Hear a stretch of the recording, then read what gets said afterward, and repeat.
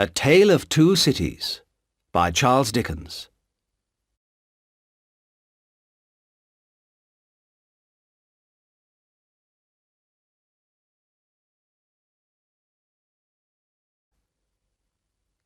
Chapter 1.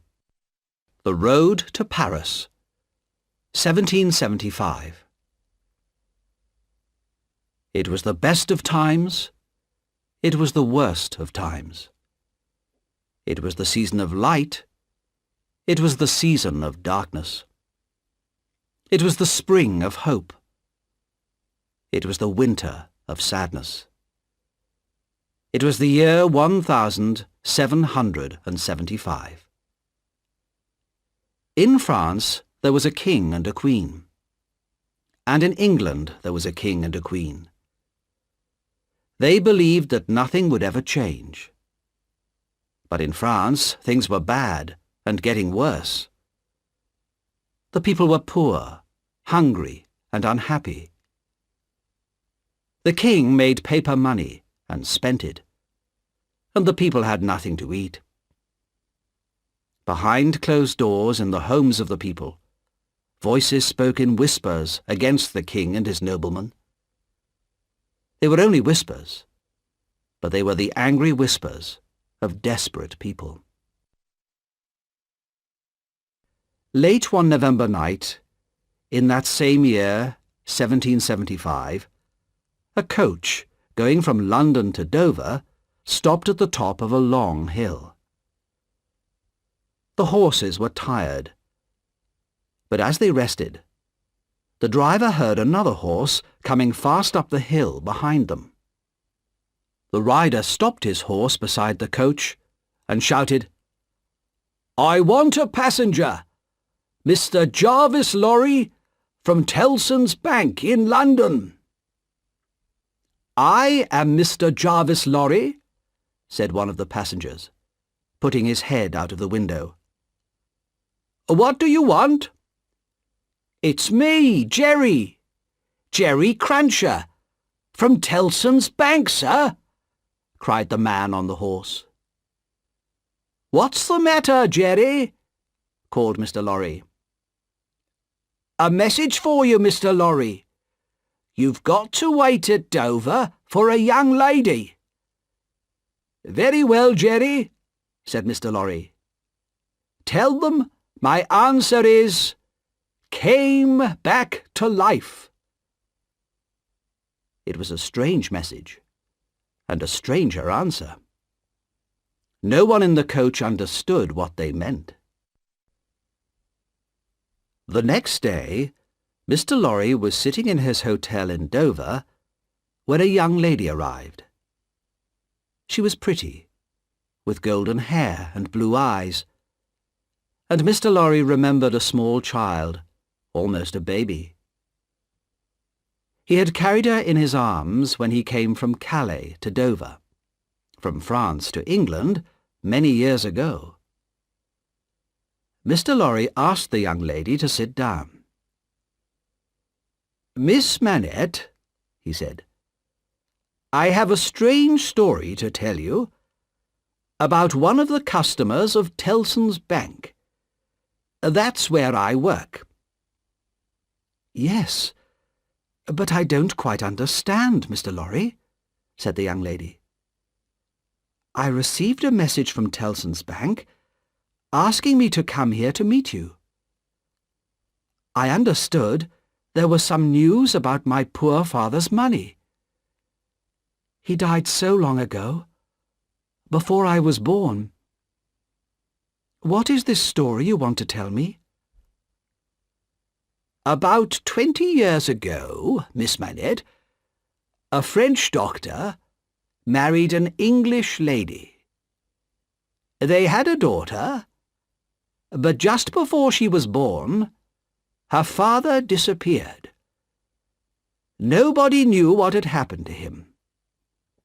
Not long afterwards, his unhappy wife died, and their daughter was brought back to England."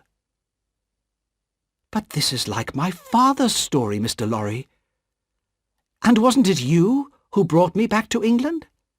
"Yes, That's true, Miss Manette. Many years ago, I brought you from France to England, and Tellson's Bank has taken care of you since then. You were told that your father had died.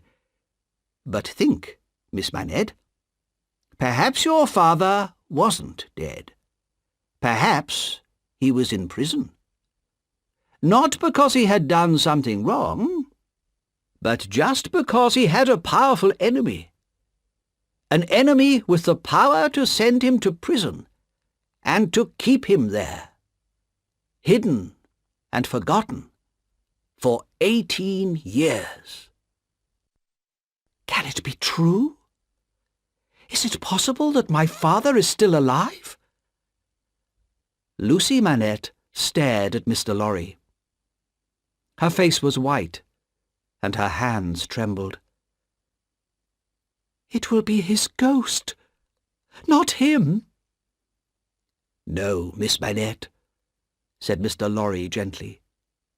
He is alive, but he has changed very much. Even his name had been forgotten.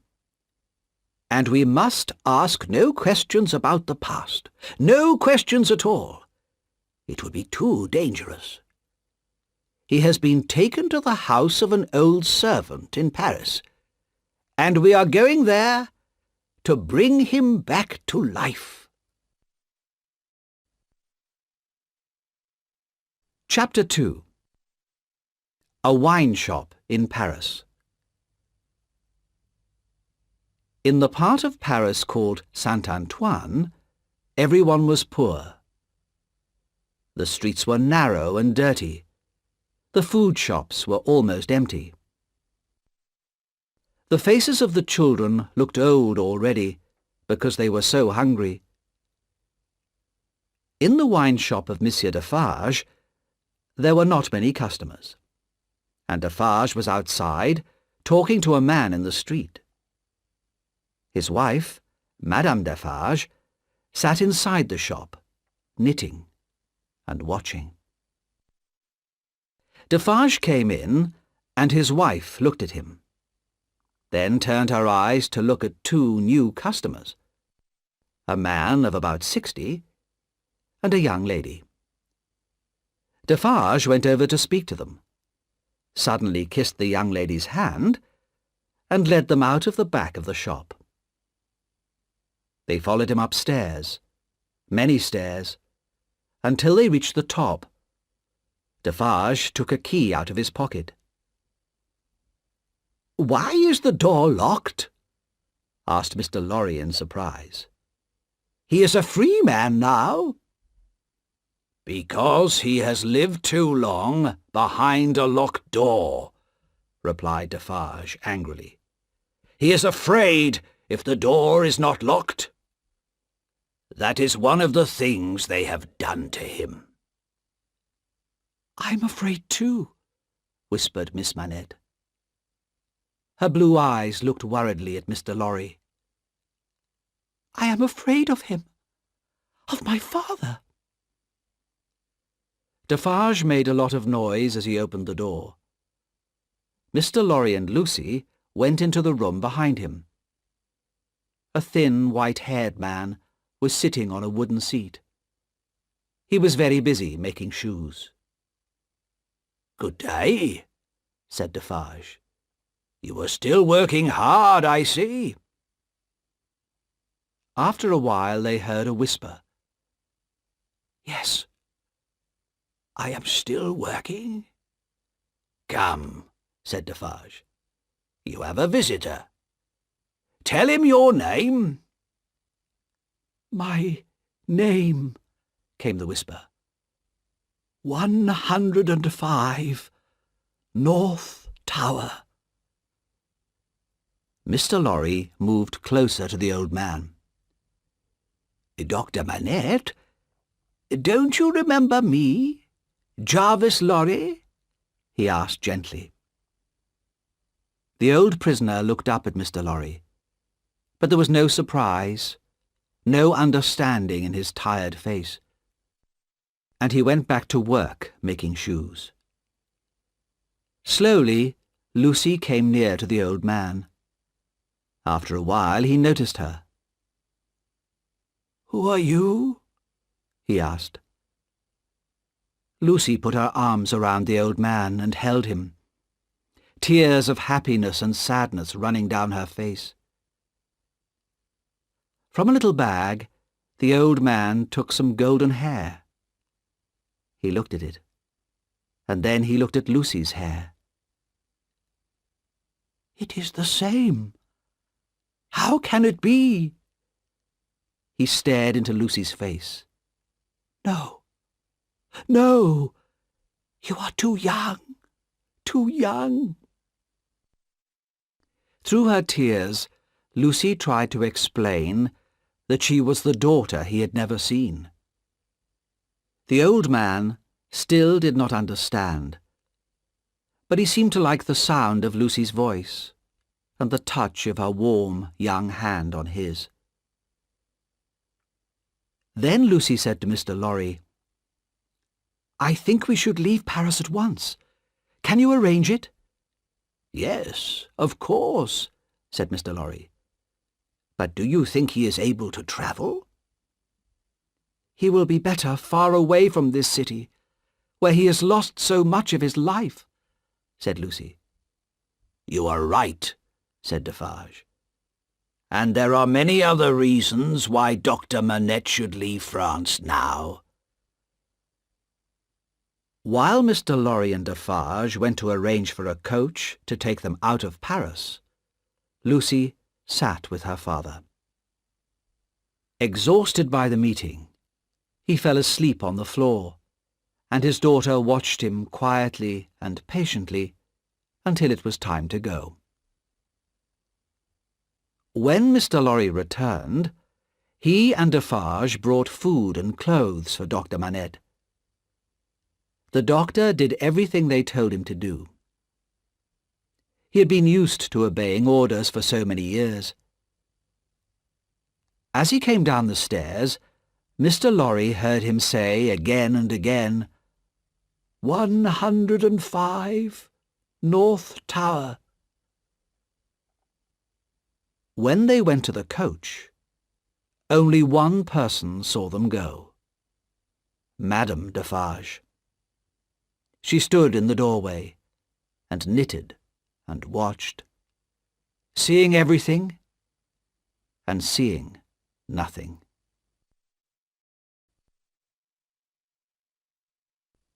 Chapter 3.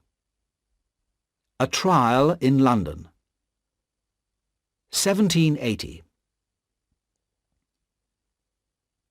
Tellson's Bank in the City of London was an old, dark and ugly building.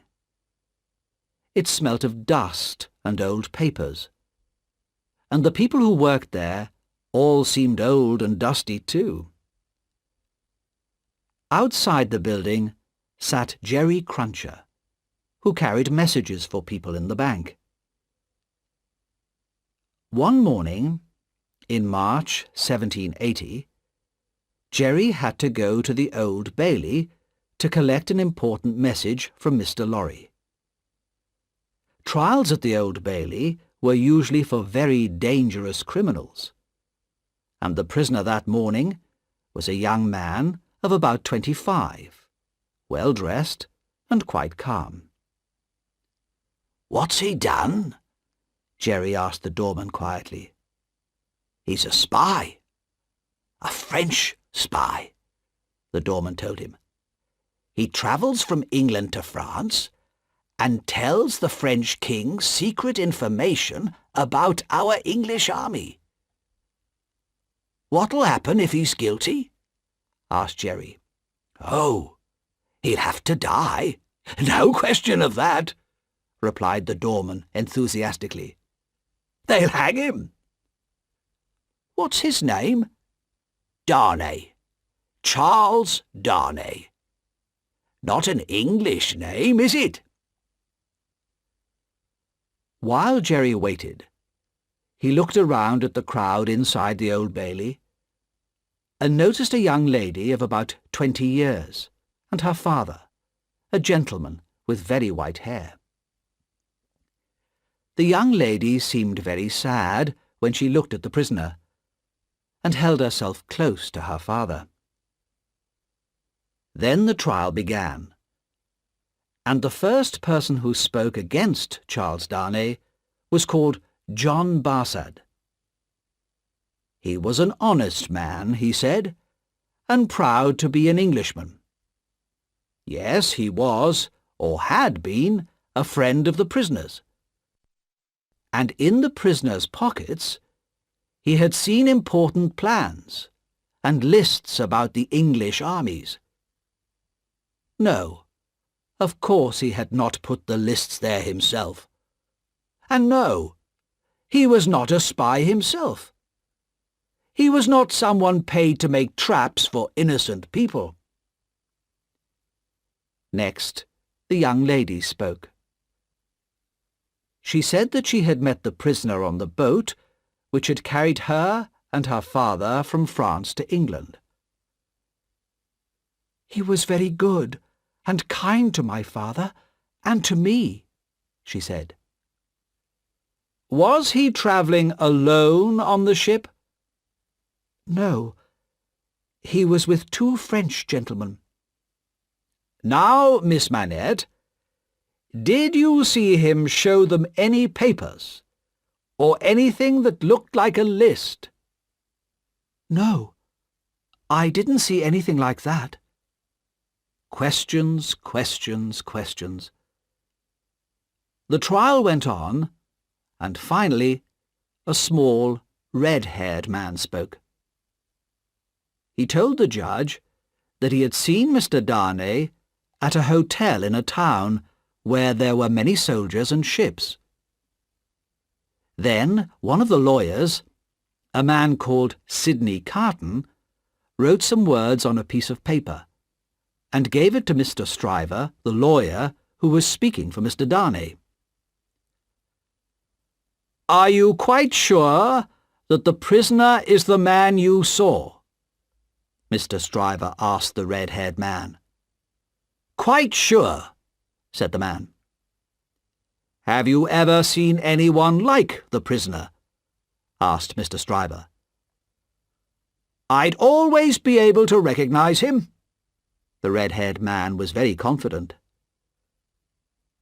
"Then I must ask you to look at the gentleman over there," said Mr. Stryver, pointing to Sidney Carton. "Don't you think that he is very like the prisoner?"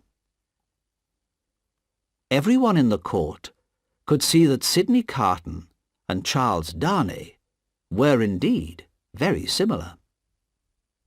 "Well then," said Mr. Stryver, "it is so easy to find a man like the prisoner that we can even find one in this room.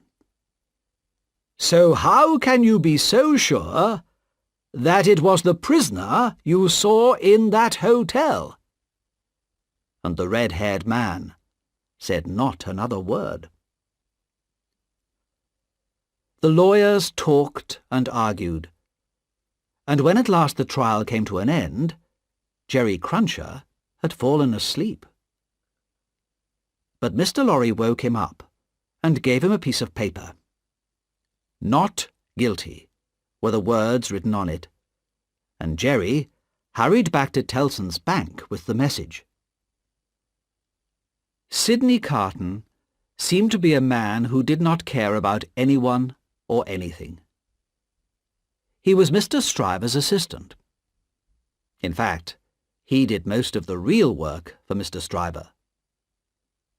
Stryver was good at speaking at a trial, but he was not good at discovering important facts and details, especially when these details were hidden in a lot of papers.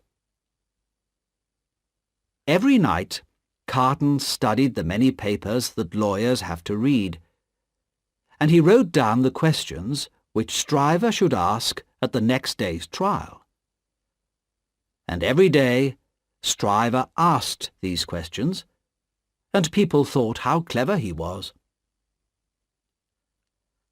Outside the Old Bailey, Mr. Darnay, now a free man, met his friends, Dr. Manette and his daughter Lucy, Mr. Jarvis Lorry, Mr. Stryver, and Mr. Carton. Dr. Manette no longer looked like the man in the room above Defarge's wine shop 5 years ago. His hair was white, but his eyes were bright, and he stood straight and strong. Sometimes his face became dark and sad when he remembered the years in the Bastille prison. At these times, only his daughter Lucy, whom he loved so much, could help him. As they stood there talking, a strange expression came over Dr. Manette's face. He was staring at Charles Darnay, but he did not seem to see him. For a few moments there was dislike, even fear in his eyes. "My father," said Lucy softly, putting her hand on his arm. "Shall we go home now?" "Yes," he answered slowly. Soon they drove off in a coach, and then Mr. Stryver and Mr. Lorry walked away, leaving Mr. Darnay and Mr. Carton alone. "It must be strange for you," said Carton, "to be a free man again, and to be standing here, talking to a man who looks just like you. Let us go out and eat together." After they had eaten, Carton said softly, "How sad and worried Miss Manette was for you today. She's a very beautiful young woman, don't you think?" Darnay did not reply to what Carton had said, but he thanked him for his help at the trial. "I don't want your thanks," replied Carton. "I have done nothing, and I don't think I like you." "Well," said Darnay, "you have no reason to like me, but I hope that you will allow me to pay the bill for both of us." "Of course, and as you are paying for me, I'll have another bottle of wine." After Darnay had left, Carton drank some more wine and looked at himself in the mirror. He was angry because Darnay looked so much like him, but was so different. Carton knew that he was a clever lawyer, and that he was a good and honest man, but he had never been successful for himself. He drank too much, and his life was unhappy and friendless. His cleverness and his hard work in the law only made others, like Mr. Stryver, successful and rich. He remembered Lucy Manette's worried face when she watched Darnay in court.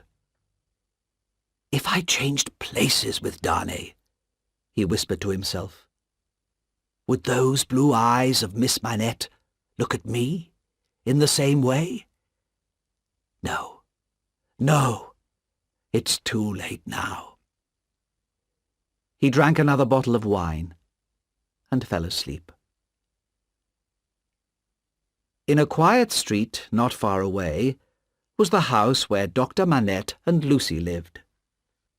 They had one servant, Miss Pross, who had taken care of Lucy since she was a child. Miss Pross had red hair and a quick, sharp voice, and seemed at first sight a very alarming person. But everybody knew that she was in fact a warm-hearted and unselfish friend, who would do anything to guard her darling Lucy from trouble or danger. Dr. Manette was now well enough to work as a doctor, and he, Lucy, and Miss Pross led a quiet, comfortable life. Mr. Lorry, who had become a close family friend, came regularly to the house, and in the months after the trial, Mr. Darnay and Mr. Carton were also frequent visitors. This did not please Miss Pross at all, who always looked very cross when they came. "Nobody is good enough for my darling Lucy," she told Mr. Lorry one day, "and I don't like all these hundreds of visitors." Mr. Lorry had a very high opinion of Miss Pross, but he wasn't brave enough to argue that 2 visitors were not hundreds. Nobody argued with Miss Pross if they could avoid it.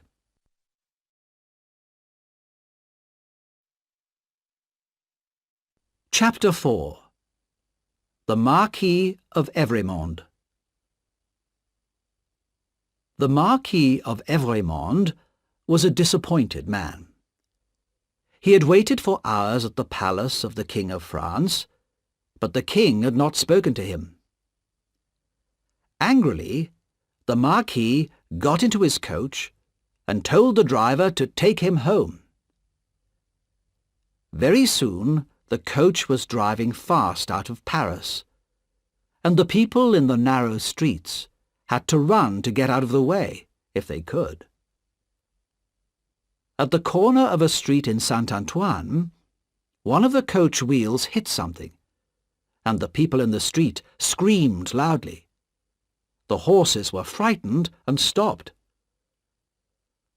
"What has gone wrong?" asked the Marquis calmly, looking out of the window of the coach. A tall man had picked something up from under the feet of the horses, and was crying loudly over it. "Why is that man making that terrible noise?" asked the Marquis impatiently. "I'm sorry, Monsieur the Marquis. It is his child," said one of the people. "Dead! Killed!" screamed the man. The people in the street came close to the coach and looked at the Marquis with stony, silent faces. The Marquis looked back at them in bored dislike. To him, they were no more than animals. "I can't understand," he said coldly, "why you people cannot take care of yourselves and your children. I hope my horses are not hurt." And he threw a gold coin to his driver. "Give this to that man." "Dead!" shouted the father of the child again. Another man came forward.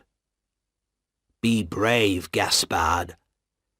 Your child has died quickly, and without pain.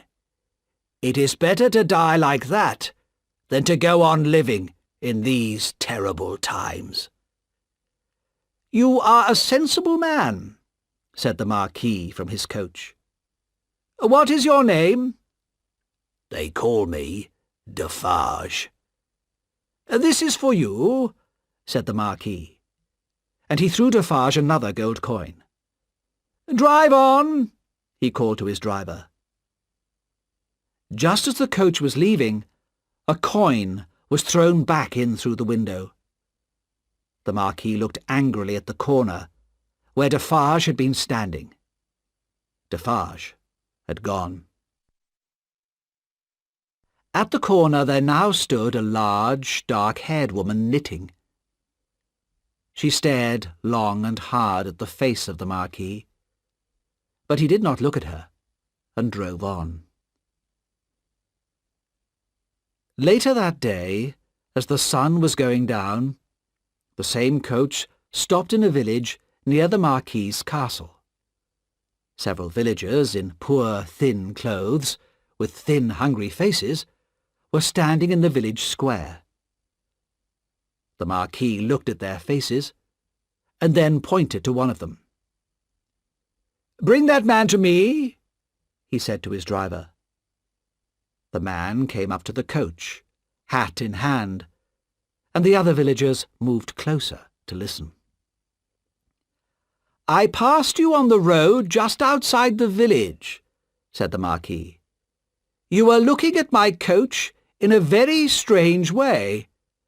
Why was that?" "Monsieur, "I was looking at the man," came the reply. "What man?" asked the Marquis angrily.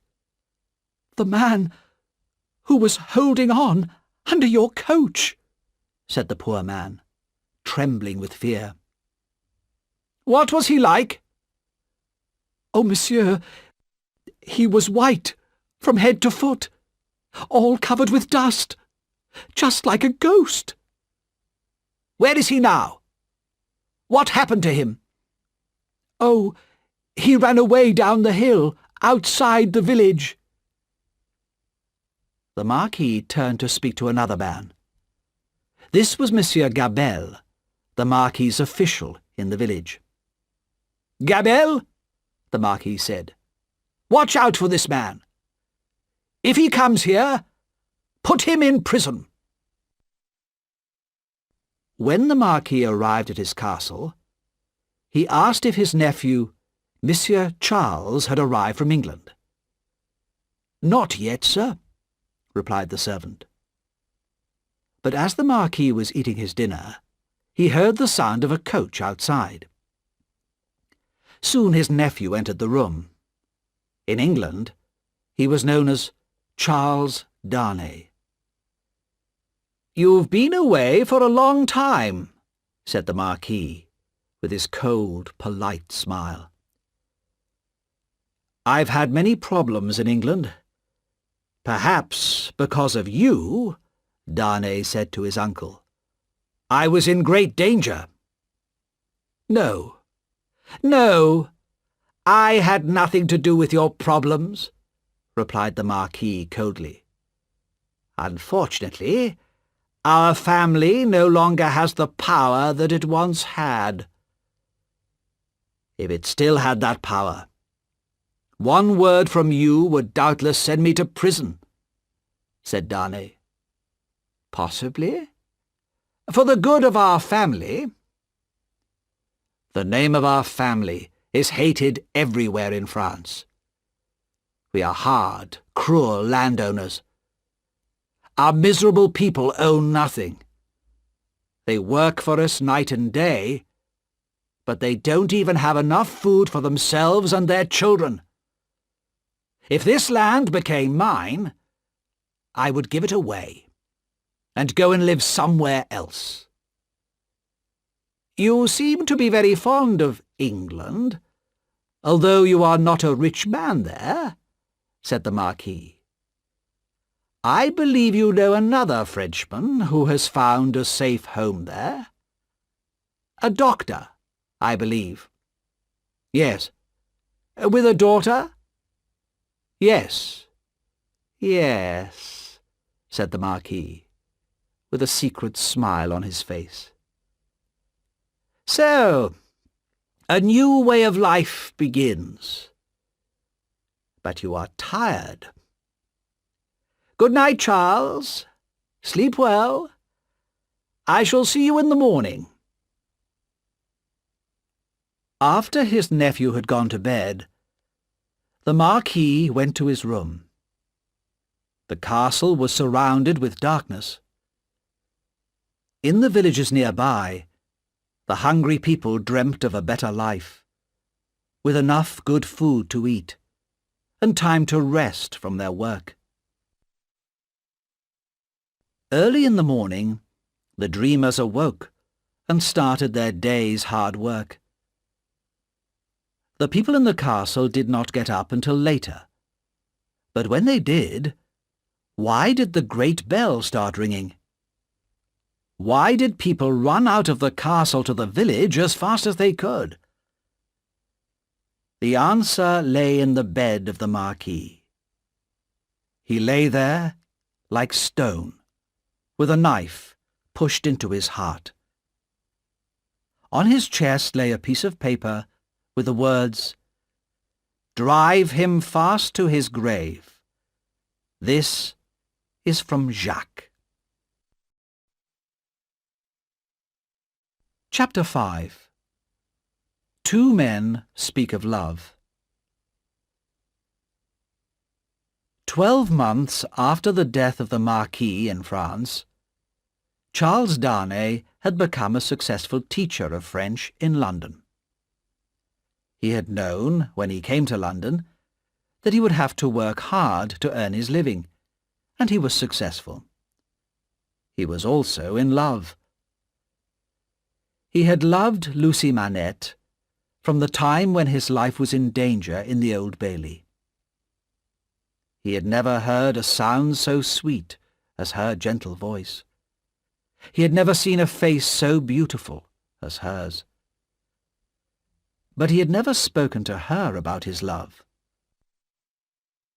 The death of his uncle in France had become, over the 12 months, like a dream to him.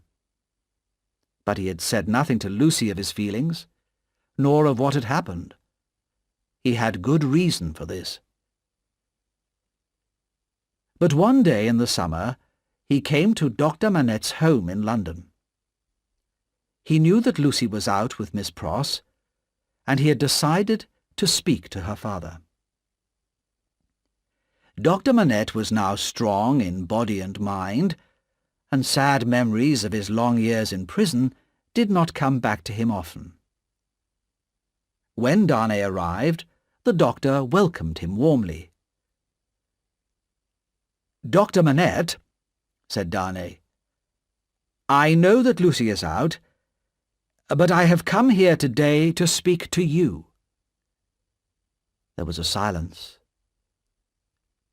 "Do you want to speak to me about Lucy?" asked the doctor slowly. "Yes." "Dear Dr. Manette, I love your daughter dearly. If there was ever love in the world, I love Lucy." "I believe you," said Dr. Manette sadly.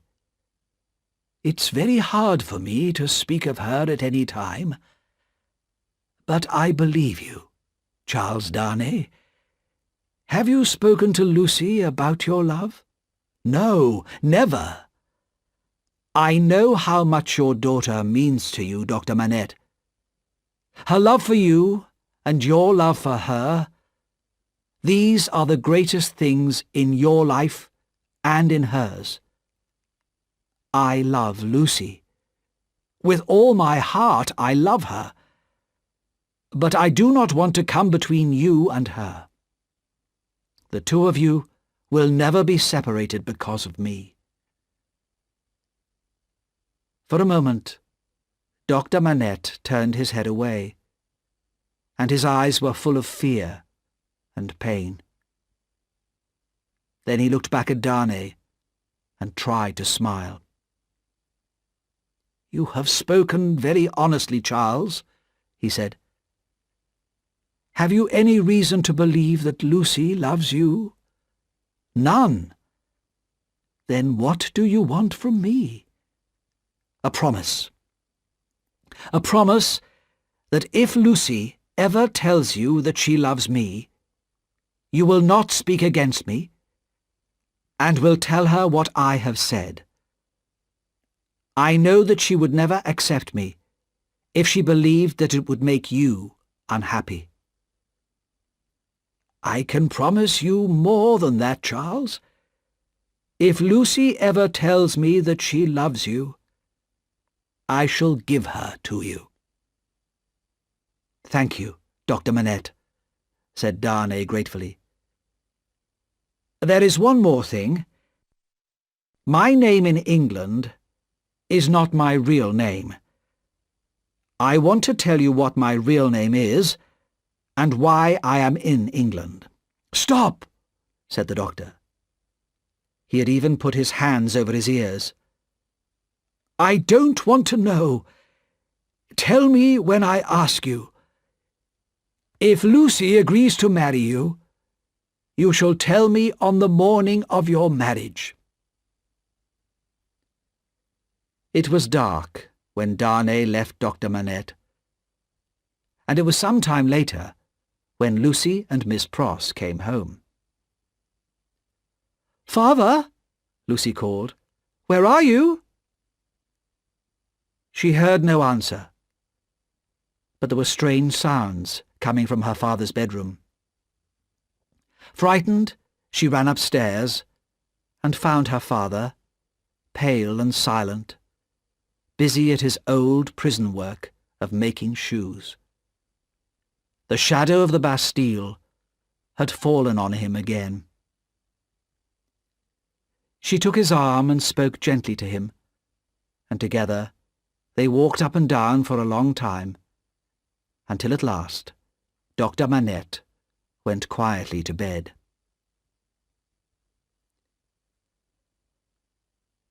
Although Mr. Carton visited Dr. Manette's house quite often, he usually said very little when he was there.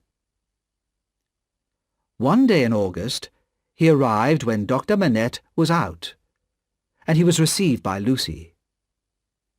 She had always been a little shy with him, but on that day she noticed something different in his face. "Aren't you well, Mr. Carton?" she asked. "No, probably not, Miss Manette. But my way of life is not good for my health." "That seems sad," said Lucy gently.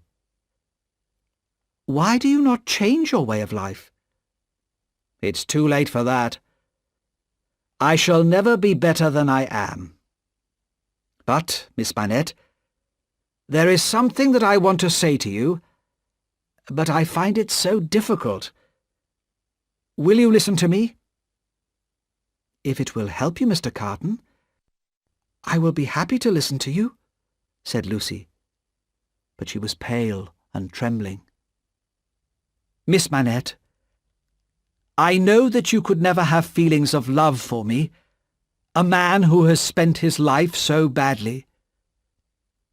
"Even without my love, Mr. Carton, can I not save you? Can I not help you?" "No, Miss Manette," said Carton. "Even if it was possible for you to love me, it is too late for me. I would only make you sad and destroy your life.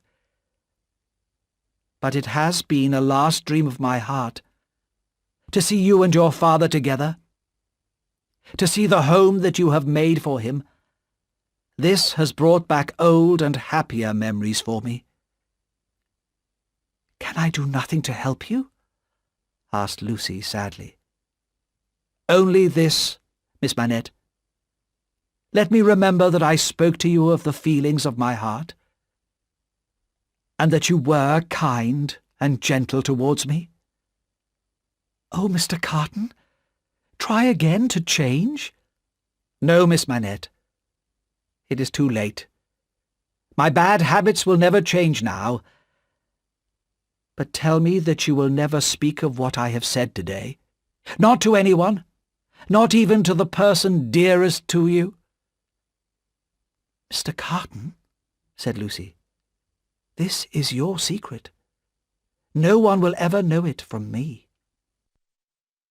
"Thank you, Miss Manette. I shall never speak of this again.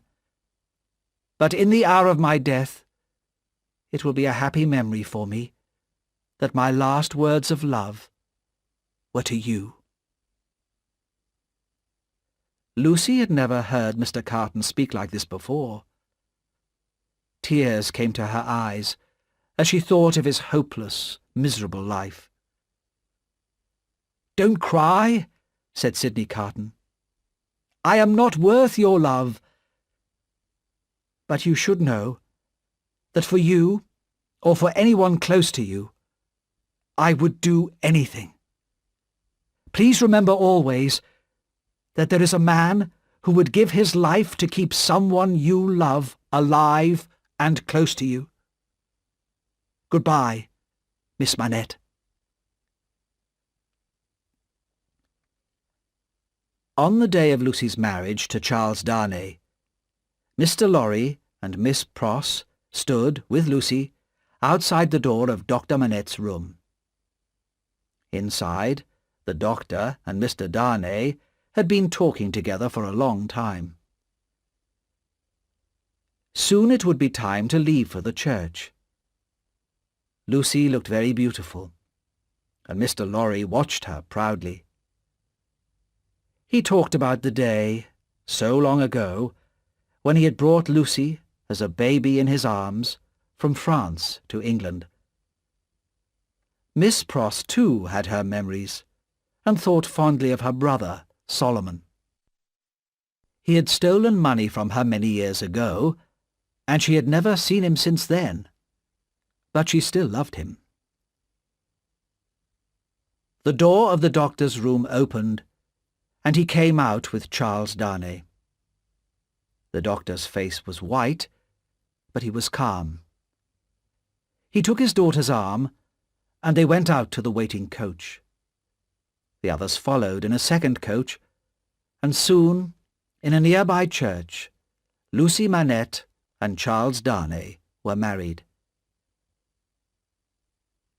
After the marriage, Lucy and Charles came back to the house for breakfast, and then Lucy had to say goodbye to her father for 2 weeks, the first time they had not been together since his return from Paris. When Lucy and Charles had left, Mr. Lorry noticed a change in the doctor. A little sadness was natural, but there was a lost, frightened look in the doctor's eyes, which worried Mr. Lorry very much. When he left to go to Tellson's Bank, he whispered to Miss Pross that he would return as quickly as he could.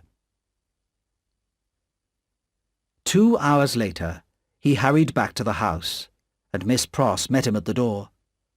"Oh, what shall we do, Mr. Lorry?" she cried.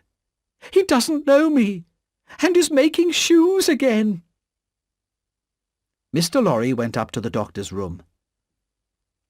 "Dr. Manette, my dear friend, look at me. Don't you remember me?"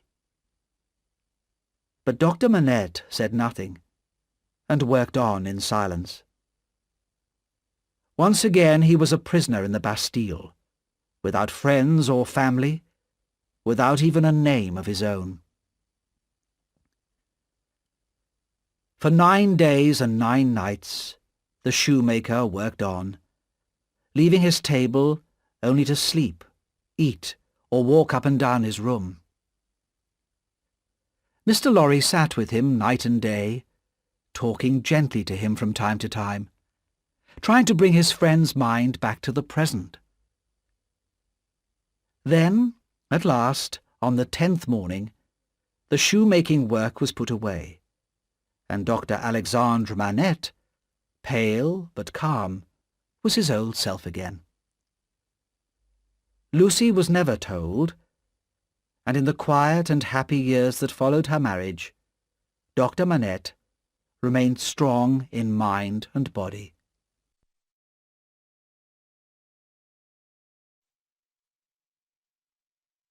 Chapter 6.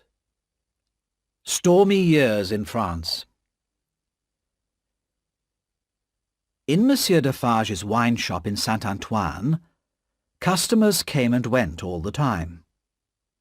They came to drink the thin, rough wine, but more often they came to listen and to talk and to wait for news.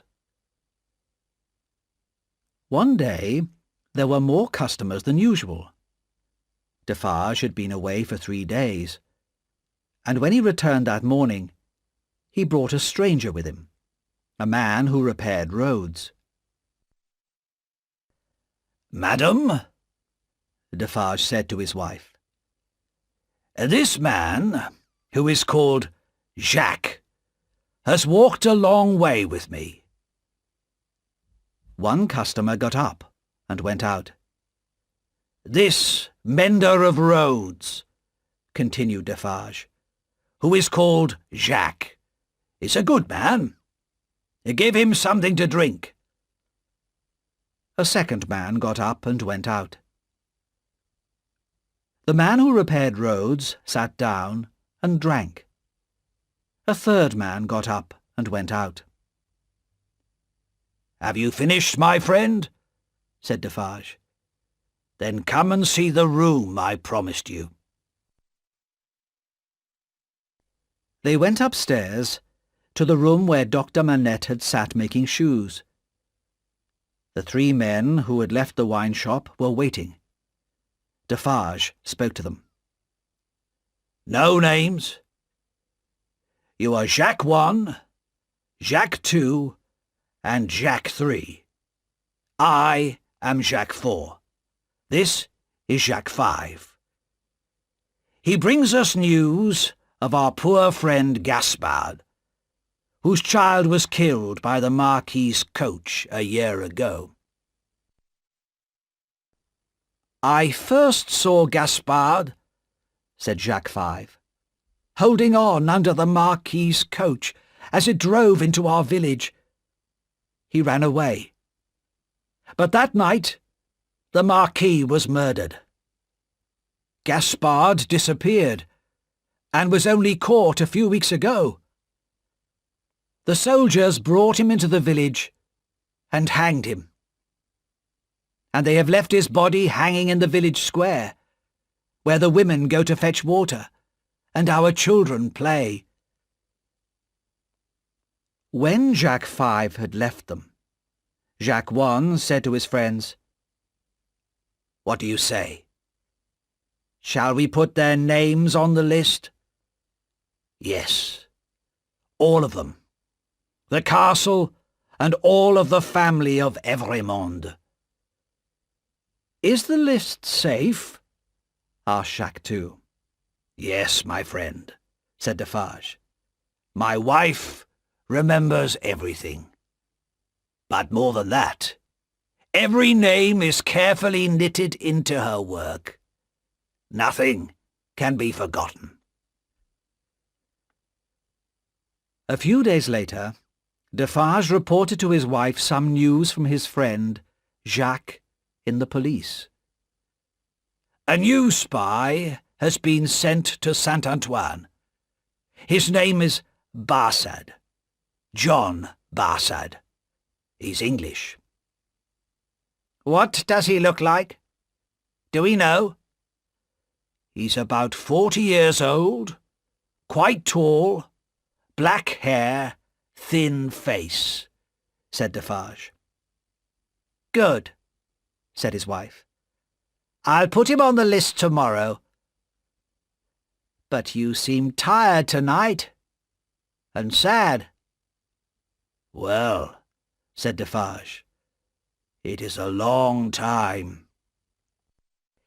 "It takes time to prepare for change. The crimes against the people of France cannot be revenged in a day. But we may not live to see the end." "Even if that happens," replied Madame Defarge, "we shall help it to come. But I believe that we shall see the day of our revenge against these hated noblemen." The next day, a stranger came into the wine shop. At once, Madame Defarge picked up a rose from the table and put it in her hair. As soon as they saw this, the customers stopped talking, and one by one, without hurrying, left the wine shop. "Good day, madame," said the stranger. "Good day, monsieur," said Madame Defarge. But to herself she said, "About 40 years old, tall, black hair, thin face. Yes, I know who you are, Mr. John Barsad." "Is business good?" asked the stranger. "Business is bad. The people are so poor." Madame Defarge looked over to the door. "Ah, here is my husband." "Good day, Jacques," said the spy. "You're wrong," said Defarge, staring at him. "That's not my name. I am Ernest Defarge." "It's all the same," said the spy easily. "I remember something about you, Monsieur Defarge. You took care of Dr. Manette when he came out of the Bastille." "That's true," said Defarge. "Have you heard much from Dr. Manette and his daughter? They're in England now." "No," Not for a long time. She was married recently. Not to an Englishman, but to a Frenchman. It's quite interesting when you remember poor Gaspard. Miss Manette has married the nephew of the Marquis that Gaspard killed. Her new husband is really the new Marquis, but he prefers to live unknown in England. He's not a Marquis there, just Mr. Charles Darnay. Monsieur Defarge was not happy at this news. When the spy had gone, he said to his wife, "Can it be true? If it is, I hope that Miss Manette keeps her husband away from France." "Who knows what will happen?" replied Madame Defarge. "I only know that the name of Evrémonde is in my list, and for good reason." She went on calmly knitting, adding name after name to her list of the enemies of the people. Time passed, and Madame Defarge still knitted. The women of Saint-Antoine also knitted, and the thin, hungry faces of Jacques and his brothers became darker and angrier. The noise of the coming storm in Paris was growing louder. It began one summer day in the streets of Saint-Antoine, around Defarge's wine shop, with a great crowd of people. A crowd who carried guns, knives, sticks, even stones, anything that could be a weapon. An angry crowd who shouted and screamed, who were ready to fight and to die in battle. "Friends and citizens," shouted Defarge, "we are ready! To the Bastille!" The crowd began to move, like the waves of the sea. "Follow me, women!" cried Madame Defarge. A long, sharp knife shone brightly in her hand. "We can kill as well as any man!" The living sea of angry people ran through Saint-Antoine to the Bastille, and soon the hated prison was ringing with the noise of battle. Fire and smoke climbed up the high stone walls, and the thunder of the guns echoed through the city. 4 terrible and violent hours. Then a white flag appeared above the walls, and the gates were opened. The Bastille had been taken by the people of Paris. Soon the crowds were inside the building itself, and shouting, "Free the prisoners!" But Defarge put his strong hand on the shoulder of one of the soldiers. "Show me the North Tower. Take me to 105 North Tower. Quickly!" "Follow me," said the frightened man. And Defarge and Jacques III went with him through the dark prison, past heavy closed doors, up stone stairs, until they came to a low door. It was a small room, with dark stone walls, and only one very small window, too high for anyone to look out. Defarge looked carefully along the walls. "There! Look there, Jacques III!" he cried. "A.M.," whispered Jacques. "A.M. Alexandre Manette," said Defarge softly. "Let us go now." But before they left, they searched the room and the furniture very carefully, looking for small hiding places. Then they returned to the crowds below. The Bastille and its officers were now in the hands of the people, and the people wanted revenge and blood. "At last it has begun, my dear," said Defarge to his wife. It was the 14th of July, 1789. In the village where the Marquis had lived, and where Gaspard had died, life was hard. Everything was old and tired and broken down. The people, the land, the houses, the animals. In the past, everything and everybody had had to work for the Marquis, and he had given nothing in return. But now, strangers were travelling about the country. Strangers who were poor like the people, but who talked about new ideas, ideas which had started in Paris and were now running like fire across the country.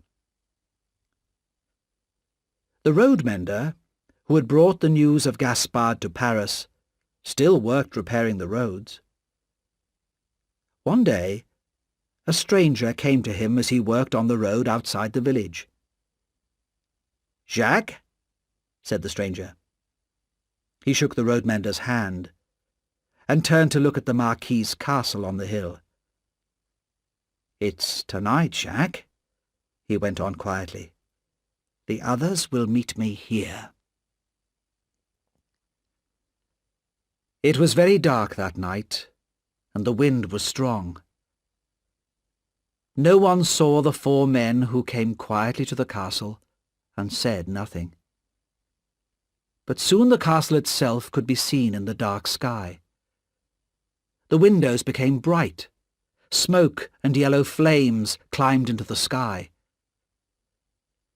Monsieur Gabelle called loudly for help, but the people in the village watched and did nothing to save the castle where the Marquis had lived.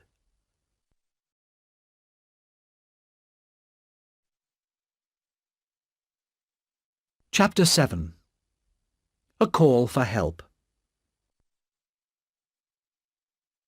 The troubles in France continued. The citizens of France had fought to win power, and now they used it. Castles were burned, laws were changed, and the rich and powerful nobles died, their heads cut off by that terrible new machine of death, the guillotine. In Paris, the king was put in prison, and in 1792 the people of France sent him to the guillotine as well. The French Revolution was now 3 years old, but there were more years of terror to come. Not all the rich nobles had died. Some had escaped to England. Some had even sent or brought their money to London before the Revolution began.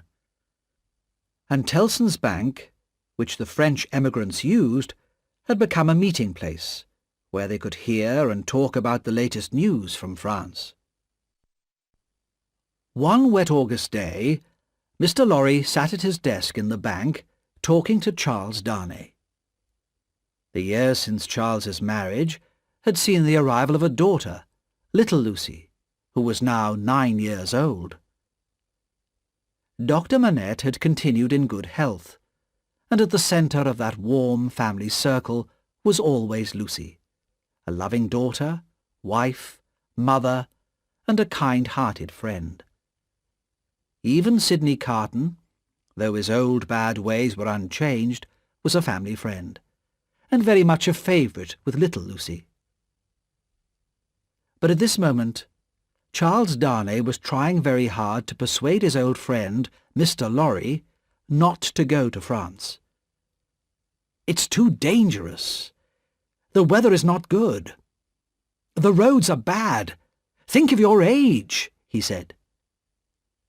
"My dear Charles," said the banker, "you think that, at nearly 80 years of age, I'm too old? But that's exactly why I must go. I have the experience. I know the business. My work is to find and hide papers that might be dangerous to our customers. And anyway, Jerry Cruncher goes with me.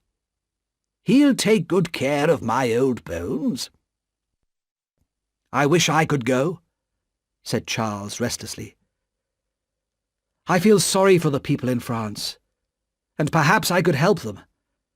Only last night, when I was talking to Lucy—" "Talking to Lucy," repeated Mr. Lorry. "You talk about your lovely wife at the same time as you talk about going to France? You must not go. Your life is here, with your family." "Well, I'm not going to France, but you are, and I'm worried about you." Just at that moment, a bank clerk put an old, unopened letter on Mr. Lorry's desk, and Darnay happened to see the name on it. The Marquis of Evrémonde, at Tellson's Bank, London. Since his uncle's death, this was Darnay's real name. On the morning of his wedding to Lucy, he had told Dr. Manette, but the doctor had made him promise to keep his name secret. Not even Lucy or Mr. Lorry knew. "We can't find this Marquis," said the clerk. "I know where to find him," said Darnay. "Shall I take the letter?" "That would be very kind," said Mr. Lorry. As soon as he had left the bank, Darnay opened the letter. It was from Monsieur Gabelle, who had been arrested and taken to Paris. "Monsieur wants the Marquis. I am in prison, and I may lose my life because I worked for a landowner who has left France. You told me to work for the people, and not against them, and I have done this. But no one believes me. They say only that I worked for an emigrant, and where is that emigrant? Oh, monsieur, please help me, I beg you." This cry for help made Darnay very unhappy. After the death of the Marquis, he had told Gabelle to do his best for the people. But now Gabelle was in prison, just because he was employed by a nobleman. It was clear to Darnay that he must go to Paris. He did not think that he would be in danger, as he had done everything he could to help the people of his village. He hoped that he would be able to save his old servant. That night, Charles Darnay sat up late, writing 2 letters. One was to his wife, Lucy. The other was to her father, Dr. Manette. He told them where he had gone and why, and he promised that he would write to them from France. He had left secretly, he wrote, to save them from worrying. The next day he went out, without saying anything to them of his plans. He kissed his wife and his daughter, and said that he would be back soon. And then he began his journey to Paris. When he arrived in France, Darnay found that he could travel only very, very slowly towards Paris. The roads were bad, and every town, every village, had its citizens with guns who stopped all travellers, asked them questions, looked at their papers, made them wait, or threw them in prison, turned them back, or sent them on their way. And it was all done in the name of freedom, the new freedom of France. Darnay soon realized that he could not turn back until he had reached Paris and proved himself to be a good citizen, not an enemy of the people. On his 3rd night in France, he was woken by an official and 3 other men with guns.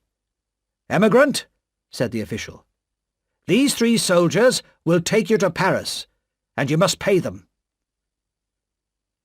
Darnay could only obey, and at 3 o'clock in the morning he left with 3 soldiers to guard him. Even with them he was sometimes in danger.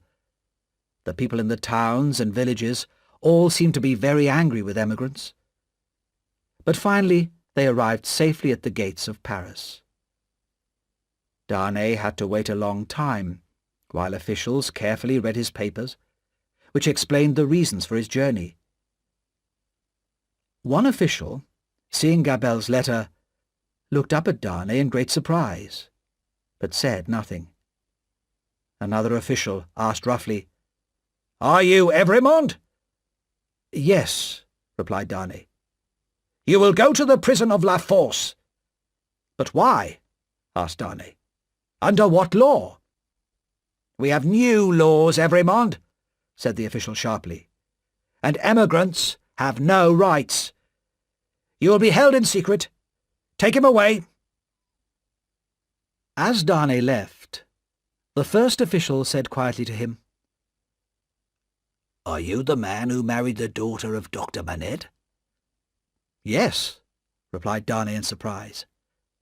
"My name is Defarge, and I have a wine shop in Saint-Antoine. Perhaps you have heard of me."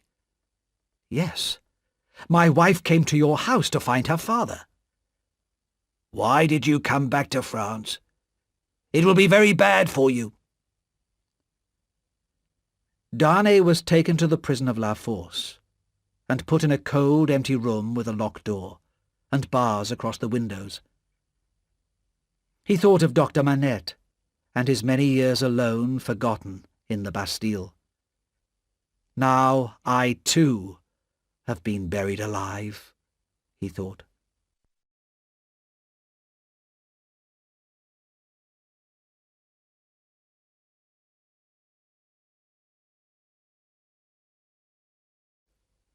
Chapter 8. In the Hands of the Citizens. Tellson's bank in Paris was in a large building south of the river, close to the heart of the city. Mr. Lorry had arrived in Paris some days before Charles Darnay, and was now living in some rooms above the bank.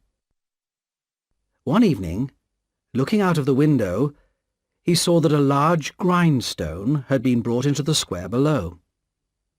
There was a wild, shouting crowd around it, busy sharpening their knives and swords and axes, which were already red with blood. With shaking hands, Mr. Lorry closed the window. He had decided to go downstairs and talk to the bank guards, when suddenly the door of his room opened and Lucy and her father ran in. "Lucy! Manette! What has happened? Why are you here?" cried Mr. Lorry. "Charles is in Paris," cried Lucy. "He came to help an old family servant, but he's been taken to prison."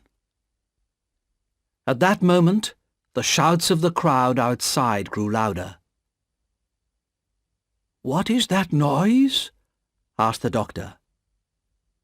"Don't look out!" cried Mr. Lorry. "My friend," said the doctor, "I am safe in Paris.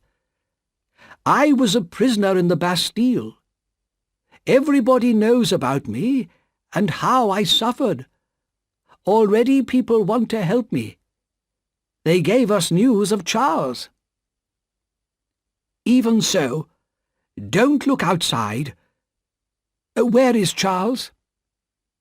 "In the prison of La Force." "La Force? Dear Lucy, you can do nothing tonight. You must go to one of the rooms here and wait. I must talk with your father at once." Lucy kissed him and left the room. "Quick, Manette," said Mr. Lorry. "These people outside, with their bloody knives, are murdering the prisoners. If you are so well known, if you have this power, talk to them. Tell them who you are, and go to La Force. Quick, before it is too late." Dr. Manette hurried outside. Mr. Lorry watched from the window as the doctor talked to the crowd. He heard shouts of, "Long live the Bastille prisoner! Help his friend in La Force!" Mr. Lorry went to Lucy and found her with her daughter and Miss Pross. Together they waited all night for news, but none came. In the morning, Mr. Lorry found rooms for Lucy and her family in a quiet street near the bank. He left Jerry Cruncher with them as a guard, and returned worriedly to Tellson's. At the end of the day, a strong, serious man came to see him. "My name is Defarge. I come from Dr. Manette. He gave me this." Defarge gave him a piece of paper. The doctor had written, "Charles is safe, but I cannot leave this place yet. Take Defarge to Lucy." "Come with me," said Mr. Lorry happily. They went downstairs, and at the front door found Madame Defarge knitting. Without a word, she joined them, and Mr. Lorry led them to Lucy's rooms. There, Defarge gave Lucy a note from her husband. "Dearest, be brave. I am well, and your father has some power here. You cannot answer this, but kiss our child for me." Only a short letter, but it meant so much to Lucy. Gratefully, she kissed the hands of Defarge and his wife. Madame Defarge said nothing. Her hand was cold and heavy, and Lucy felt frightened of her. Miss Pross came in with little Lucy. "Is that his child?" asked Madame Defarge, stopping her knitting to stare. "Yes, madame," said Mr. Lorry. "That is our poor prisoner's little daughter." "It is enough, my husband," said Madame Defarge. "We can go now." Her voice was as cold as her hand. "You will be good to my husband?" asked Lucy, afraid. "I beg you, as a wife and mother?" "We have known many wives and mothers," said Madame Defarge, "and we have seen many husbands and fathers put in prison for many years. What is one more among so many?" As the Defarges left, Lucy turned to Mr. Lorry. "I am more afraid of her than of any other person in Paris," she whispered. Mr. Lorry held her hands. He did not say anything, but he was also very worried. The doctor did not come back from La Force for several days. During that time, 1,100 prisoners were killed by the people. Inside the prison, Dr. Manette had come before a tribunal, which was a group of judges appointed by the people. These judges made their own laws and threw prisoners out into the streets to be murdered by the crowds. Dr. Manette told the tribunal that he had been a prisoner in the Bastille for 18 years, and that his son-in-law was now a prisoner in La Force. The tribunal had agreed to keep Charles Darnay safe from the murdering crowds, but they would not let him leave the prison. Dr. Manette seemed to become stronger as he lived through these terrible days, doing everything he could to save his daughter's husband. He was able to see Darnay regularly, but noblemen and emigrants were hated by the citizens of New France, and the doctor could not set Darnay free. The guillotine, that new machine of death, cut off the heads of many, many people, the powerful and the cruel, but also the beautiful, the innocent, and the good. Each day, Lucy did not know if her husband would live or die. She lived every moment in great fear. But her father was sure that he could save his son-in-law. 1 year and 3 months passed, and Darnay was still in prison.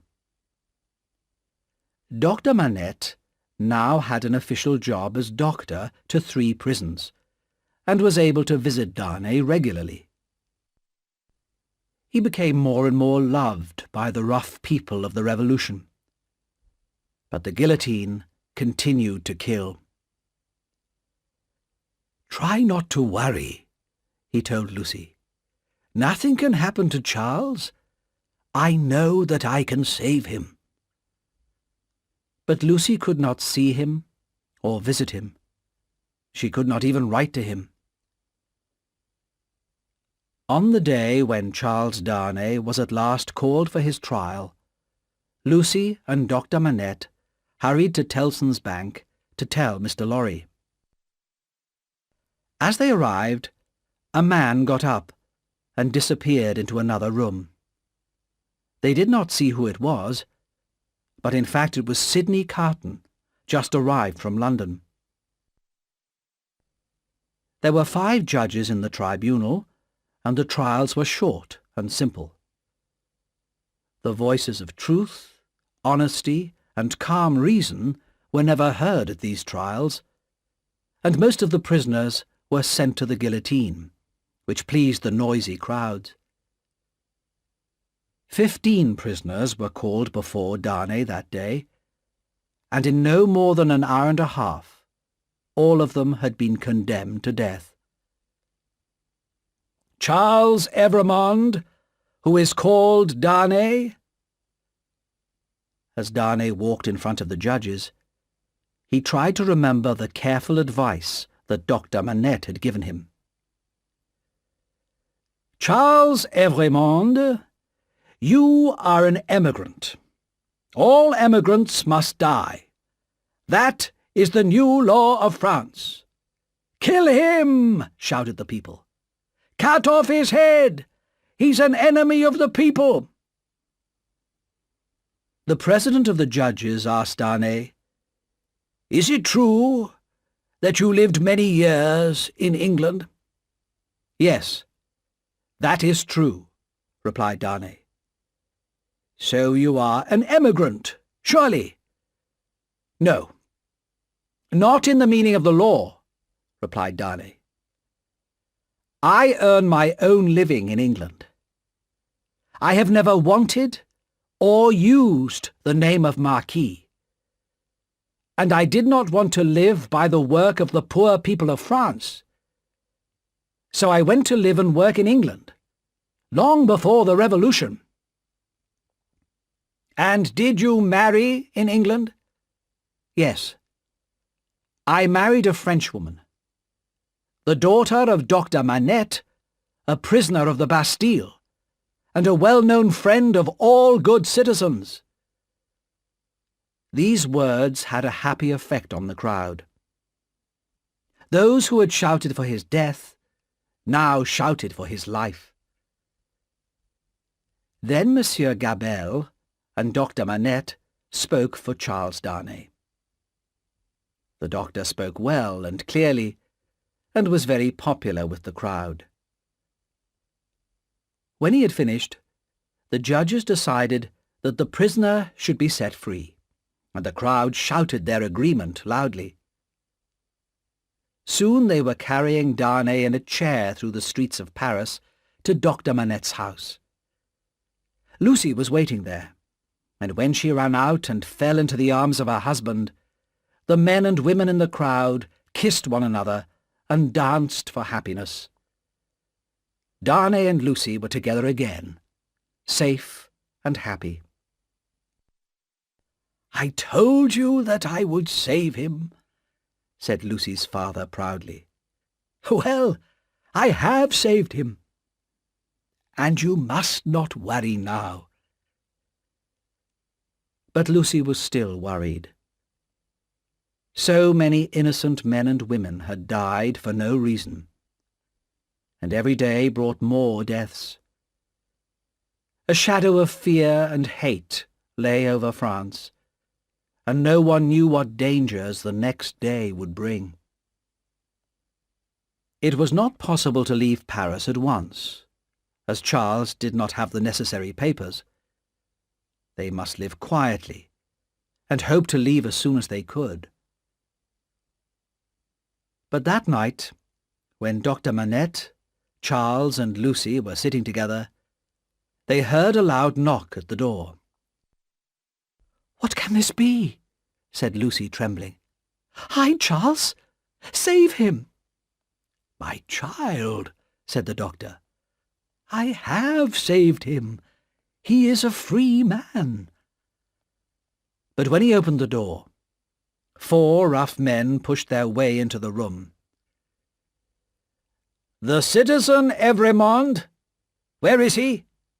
He is again the prisoner of the people." "I am here," said Darnay. "But why am I again a prisoner? You are accused by citizens of Saint-Antoine." Dr. Manette had said nothing. He seemed to be made of stone. But suddenly he spoke. "Will you tell me who has accused my son-in-law?" "I shouldn't tell you this," said one of the men. "But Citizen Evrémonde, called Darnay, is accused by Monsieur and Madame Defarge, and by one other person." "What other?" "You will hear that tomorrow," replied the man.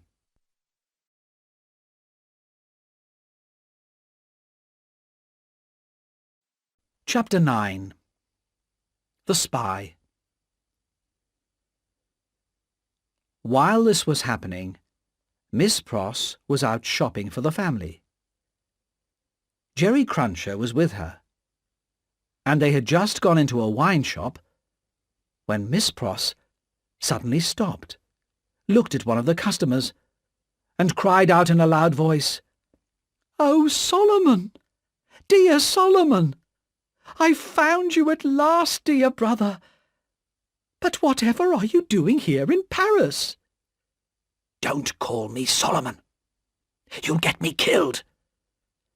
Pay for your wine and come outside," said the man, in a low, frightened voice. They went outside. "You mustn't recognize me here," said the man. "It's not safe. Go your way, and let me go mine." Miss Pross began to cry at these unbrotherly words, and Jerry Cruncher stepped forward to stare in the man's face. "Wait a minute," said Jerry. "Is your name John Solomon, or Solomon John? Your sister calls you Solomon. I know that your name's John. I remember that. But your other name wasn't Pross, at that Old Bailey trial. What was your name then?" "Barsad," said another voice. "Yes, Barsad. That's it," cried Jerry. He turned round and saw Sidney Carton standing behind him. "Don't be alarmed, my dear Miss Pross," said Carton, smiling at her. "But I'm afraid I have to tell you that your brother is a spy for the French prisons." Solomon Pross, also Barsad, went pale. "That's not true." "I saw you come out of the conciergerie today. I followed you," said Carton, "and I found out what you do, and I've decided that you may be able to help me. Come with me to the office of Mr. Lorry." After a short argument, which Carton won, Barsad followed him to Mr. Lorry's office. "I bring bad news," Carton said to Mr. Lorry. "Darnay has been arrested again." "But I was with him only 2 hours ago," cried Mr. Lorry. "He was safe and free." "Even so, he has been arrested and taken to the conciergerie. And I'm not sure that Dr. Manette's good name can save him this time. So we must have Mr. Barsad's help." "I will not help you," said Solomon Pross, called John Barsad. "Oh, I think you will," said Sidney Carton, "when you hear what I could say about you. Let's think. Mr. Barsad is a spy, and a prison guard. But he used to be a spy in England. Is he still paid by the English?" "No one will listen to you," said Barsad. "But I can say more, Mr. Barsad," replied Carton. Barsad had more problems than Carton knew. He could not return to England because he was wanted by the police there. And in France, before he became a prison guard for the Citizens' Revolution, he had been a spy for the King's officers. He knew that Madame Defarge, that terrible woman, had knitted his name into her list of enemies of the people. Most of those on her list had already been killed by the guillotine, and Barsad did not want to be next. "You seem worried, Mr. Barsad," said Carton calmly. The spy turned to Mr. Lorry. "Miss Pross is my sister, sir. Would you send her brother to his death, sir?" "The best thing for your sister, Mr. Barsad," said Carton smoothly, "is not to have a brother like you. I think I will inform the tribunal that I suspect you of spying for England. You will be condemned at once, I am sure." "All right," Barsad said slowly. "I'll help you. But don't ask me to do anything that will put my life in danger, because I won't do it." "You're a guard at the conciergerie prison, where Darnay is, aren't you?" said Carton. "Come, let us talk privately in the next room." When Mr. Carton returned alone, Mr. Lorry asked what he had done.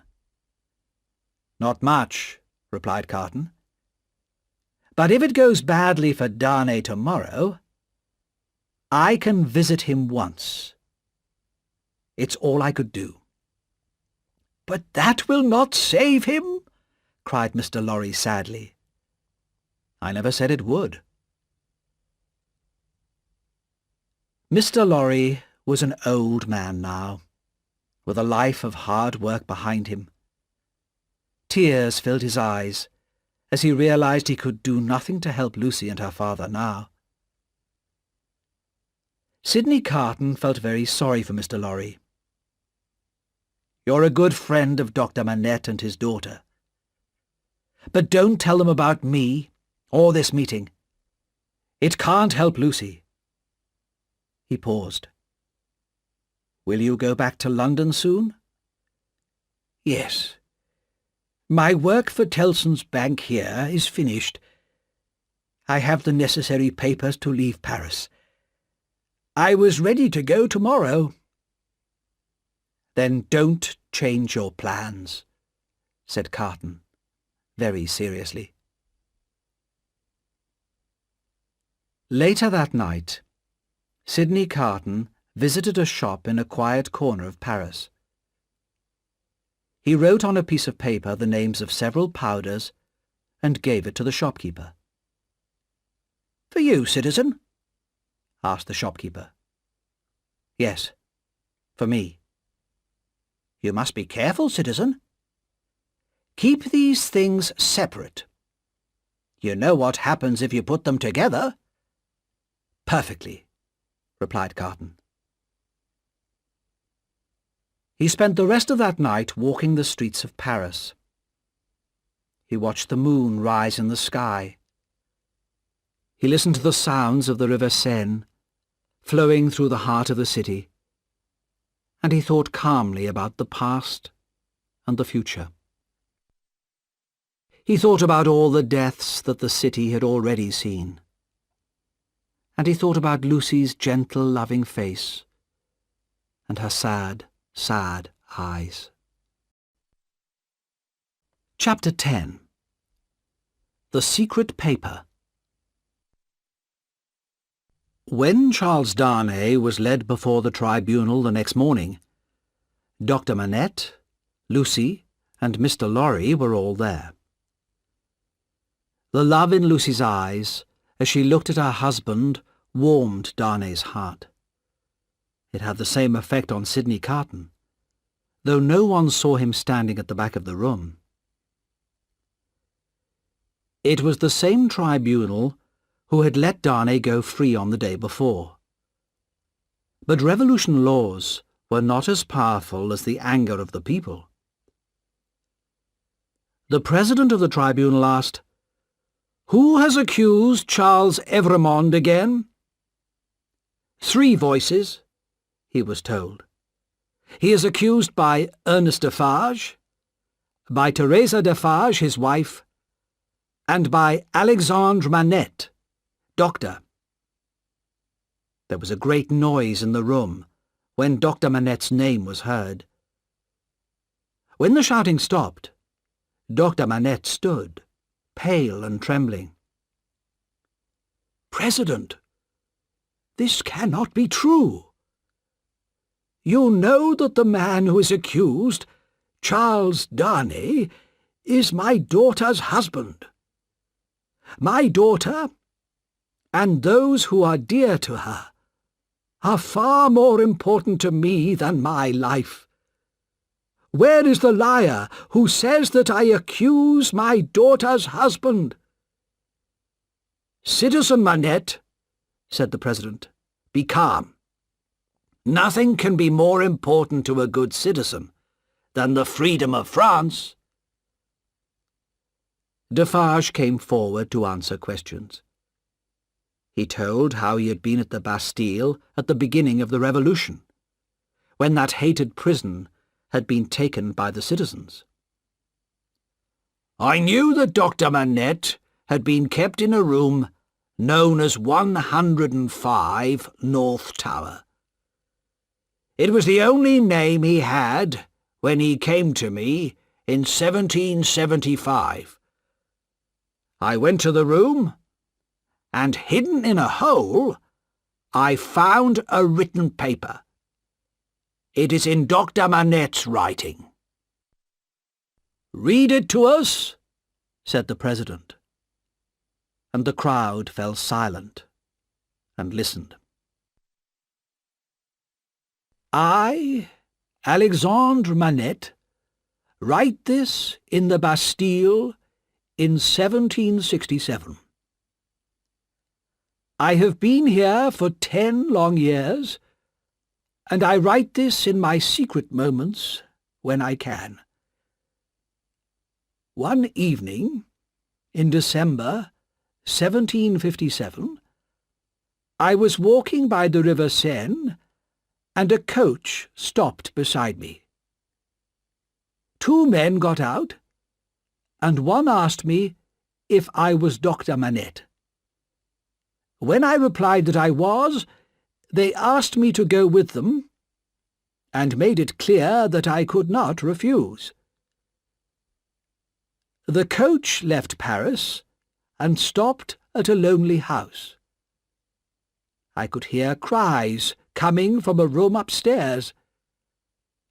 When I went in, I saw a young woman lying on a bed. She was young and very beautiful. She was also very ill. She kept crying out, "My husband, my father, and my brother." Then she listened for a moment and began once again. "My husband, my father, and my brother." I gave the girl something to make her calmer, but her feverish screams continued. Then I turned to question the two men. They were clearly brothers, and their clothes and voices suggested that they were noblemen, but they took care to prevent me from learning their name. Before I could speak, the older brother said carelessly, "There is another patient." In a different room, they showed me a boy of about 17. There was a sword wound in his chest, and I could see at once that he was dying. "How did this happen?" I asked. "He's just a crazy young peasant. He came here shouting about revenge, and made my brother fight him." The older brother's voice was cold and hard. He seemed to think the boy was less important than a horse or a dog. The boy's eyes looked at me. "Have you seen her? My sister?" It was hard for him to speak. "I have seen her," I replied. "These rich nobles are cruel to us, Doctor. They destroy our land. They take our food. They steal our sisters. My sister loved a man in our village. He was sick, but she married him to take care of him. But my sister is beautiful, and that nobleman's brother saw her and wanted her. They made her husband work night and day without stopping, until he dropped dead where he stood. Then they took my sister away. When my father heard what had happened, the news was too much for his poor heart, and he died suddenly. I took my younger sister to a place where she is safe, and came here to find this man. He threw some money at me, tried to buy me like a dog, but I made him pull his sword and fight me to save his life." The boy's life was going fast, but he cried, "Lift me, Doctor." He turned his face towards the older brother. "Marquis," he said loudly, "I call for you and your brother and all your family, now and in the future, to pay for what you have done." Then he fell back, dead. The young woman's fever continued, but I could not save her. She lived for several more days, and once the Marquis said to me, "How long these peasants take to die." When she was dead, the brothers warned me to keep silent. They offered me money, but I refused it, and was taken back to my home. The next day I decided to write to the king's officials. I knew that nobles who did unlawful things were usually not punished, and I expected that nothing would happen. But I did not realize the danger for myself. Just as I had finished writing my letter, a lady came to see me. She said she was the wife of the Marquis of Evrémonde, and she had discovered what her husband and his brother had done. She wanted to help the younger sister of the girl who had died, and asked me where she could find her. Sadly, I did not know, and so could not tell her. But that was how I learnt the brother's name. The wife of the Marquis was a good, kind woman, deeply unhappy in her marriage. She had brought her son with her, a boy about 3 years old. "If I cannot find this poor girl," she said, "I shall tell my son to continue the search after my death. You will remember that, little Charles, won't you?" The child answered, "Yes." Later that day, I sent my letter to the king's officials, and that night there was a knock at my door. My servant, a boy called Ernest Defarge, brought in a stranger who asked me to come at once to visit a sick man in the next street. As soon as I was outside the house, several men took hold of me violently.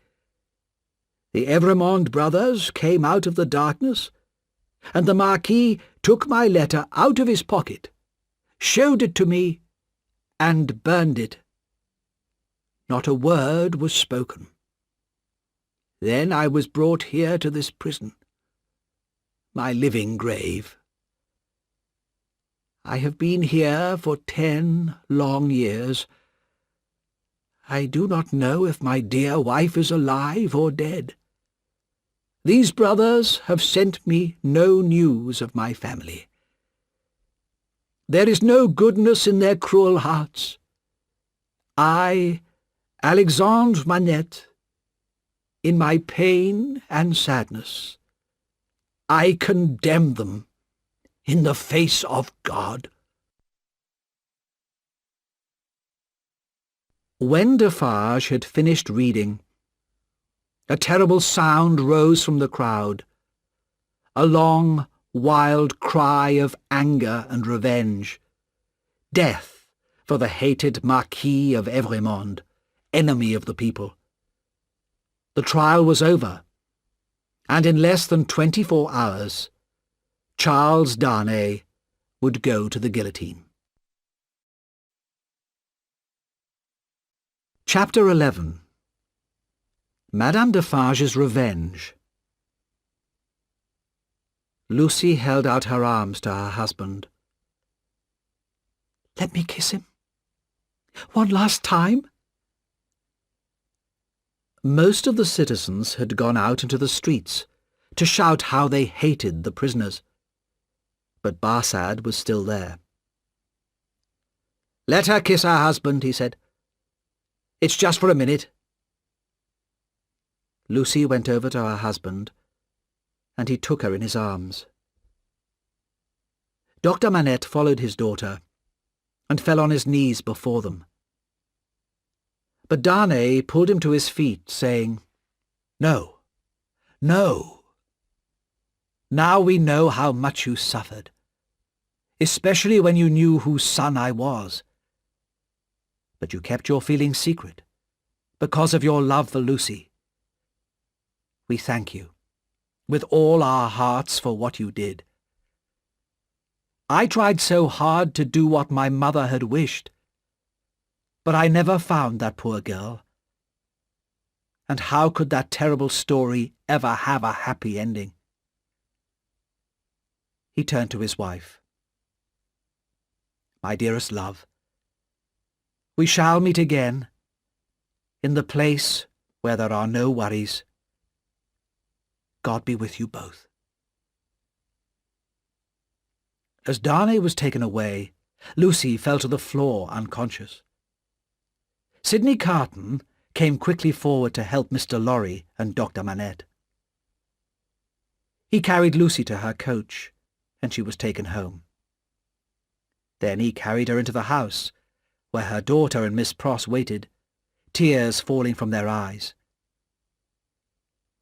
"Before I go," said Sidney Carton, "may I kiss her?" He touched Lucy's face lightly with his lips, whispered a few words, and went into the next room. "You are still very popular with the citizens, Doctor. You must try again to talk to the judges." "I'll do everything I can. Everything," Dr. Manette said. Mr. Lorry went with Carton to the door. "I have no hope," whispered Mr. Lorry sadly. "Nor have I," replied Carton. "After today, no judge in Paris would even try to save him. The people would be too angry. I will return here later to see if there is any news, but there is no real hope." He left the house and began to walk quickly towards Saint-Antoine. His face was calm and serious. He looked like a man who had decided to do something. "I must show myself to the people here," he thought. "They should know that there is a man like me in the city." In Defarge's wine shop, the only customer was Jacques III, who had been on the tribunal that had decided Darnay should die. When Carton sat down and asked for a glass of wine, Madame Defarge looked at him carelessly at first, then much more carefully. She went back to her husband and Jacques III, who were talking. "He is very much like Evrémonde," she said softly. Defarge himself looked at Carton and said, "Yes, but only a little," and the three continued their conversation. Carton listened carefully, while pretending to read a newspaper. "Madame is right," said Jacques III. "Why should we stop at Evrémonde?" "We must stop somewhere," said Defarge. "Not until they are all dead. Every one of that family," said his wife. "You're right. But think how much the doctor has suffered. Perhaps he has suffered enough." "Listen," said Madame Defarge coldly. "Don't forget that I was that younger sister. And it was my family that suffered so much from the Evrémonde brothers. It was my sister who died, and my sister's husband, and my father. It was my brother who was killed. Tell others to stop. Don't tell me." Carton paid for his wine and went out quickly on his way. He went back to Dr. Manette's house, where more bad news was waiting for him. The doctor's mind had returned to the past once again. He did not recognize his friends, and wanted only to find his old table and to make shoes. "Listen to me carefully," Carton said to Mr. Lorry. "I believe that Lucy, her daughter, and perhaps even her father, are in great danger. I heard Madame Defarge talking about them tonight. They must leave Paris tomorrow. They have the necessary papers, and so do you. Here are mine. Take them, and keep them safe with your own. You must leave by coach at 2 o'clock tomorrow. Keep a place for me in the coach, and don't leave without me. Promise that you will do exactly what I have said. Many lives will depend on it." "I promise," said Mr. Lorry. Chapter 12. A Change of Clothes. Charles Darnay passed his last night alone in the prison. He had no hope. He knew he must die, not for anything he had done wrong, but for the crimes of his father and his uncle. He sat down to write to his wife.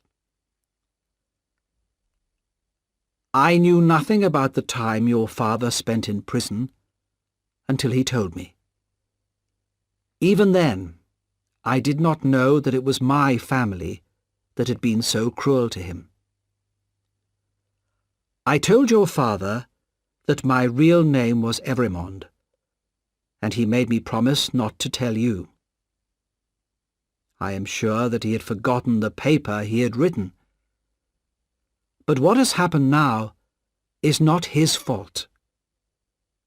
Take care of him and our child, and one day we shall all meet again in the happier world that comes after death.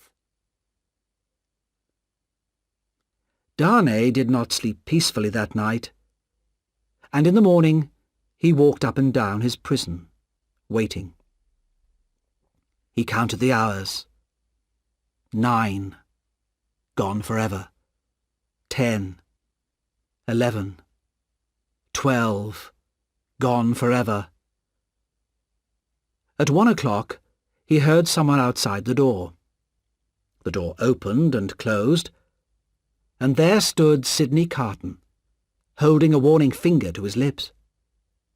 "Be quiet. I come from your wife. She begs you to do exactly what I say and to ask no questions. There is no time. Take off your boots and put on mine." "Carton, my dear friend," said Darnay, "it is impossible to escape from this place. You will only die with me." "I'm not asking you to escape. Put on my shirt and my coat."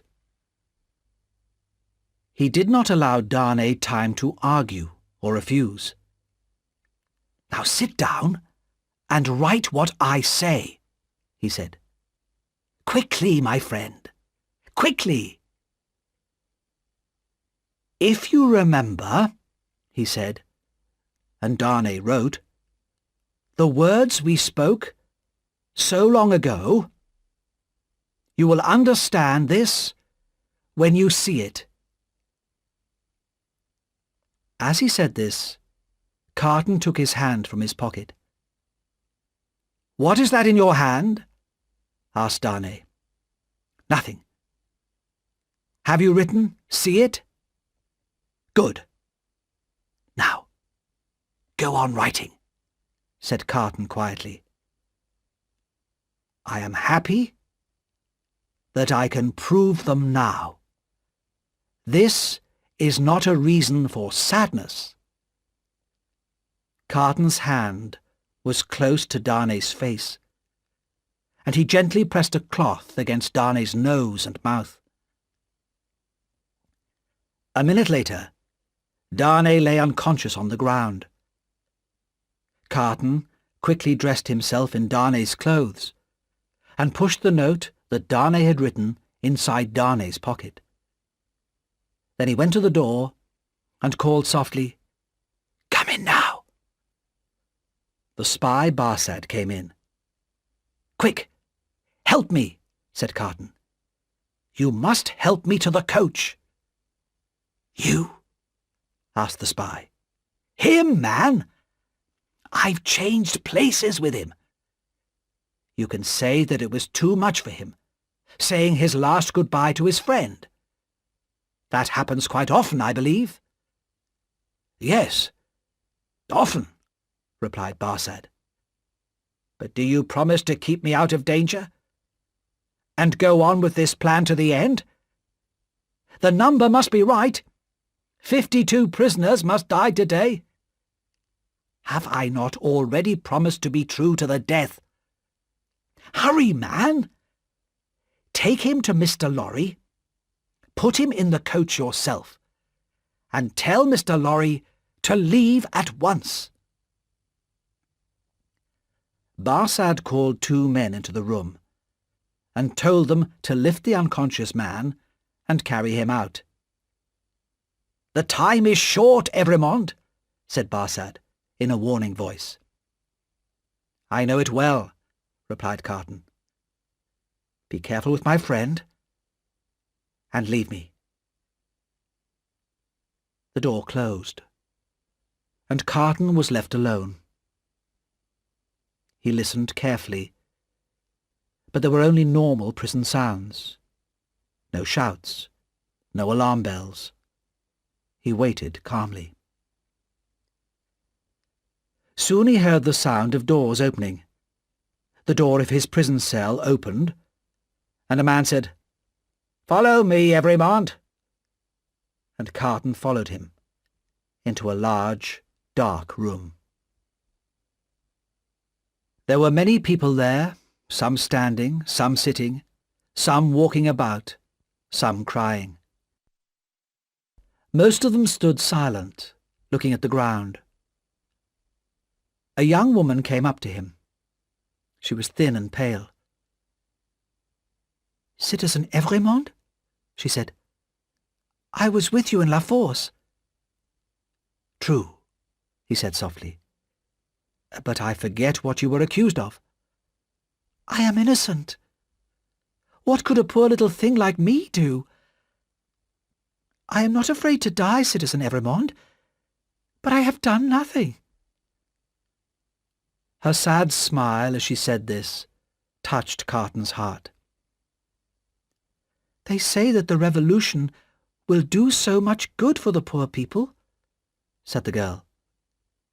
"How can my death help the poor? If it is true, I am willing to die, but I do not know how that can be. I heard that you were set free, Citizen Evrémonde," she went on. "I hoped it was true." "It was, but I was taken again and condemned." "When we go from here, Citizen Evrémonde, will you let me hold your hand? I am not afraid, but I am little and weak, and it will help to make me brave." The young girl looked into his face, and he saw a sudden doubt come into her eyes, followed by surprise. He touched his lips with his finger. "Are you dying for him?" she whispered. "And his wife and child." "Yes." "Oh, will you let me hold your brave hand, stranger?" "Yes, my poor sister, to the last." Chapter 13. The Last Goodbyes. At that same hour, in the early afternoon, a coach going out of Paris drives up to the gates of the city. "Who goes there? Show us your papers." The guard looks at the papers. "Alexandre Annette, doctor. Which is he?" This is Dr. Manette, this helpless old man, whispering crazily to himself. "The last few days of the revolution have been too much for him," said the guard with a cruel laugh. "Lucy, his daughter, the wife of Evrémonde. Which is she?"